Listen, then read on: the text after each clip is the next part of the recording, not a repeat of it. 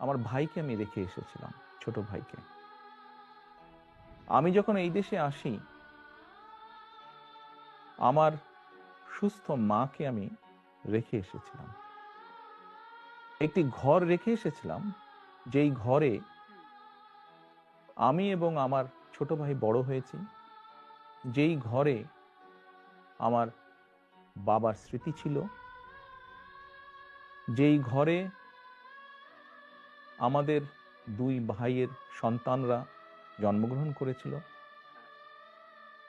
যেই ঘরে আমার মায়ের বহু স্মৃতি ছিল,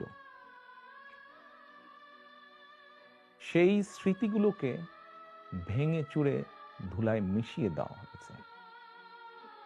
যে ভাইকে আমি রেখে এসেছিলাম সেই ভাই এখন আর নেই। যেই সুস্থ মাকে রেখে এসেছিলাম সেই সুস্থ মা এখন সুস্থ নেই। শুধু অসুস্থই নন, ওনার উপরে মানসিক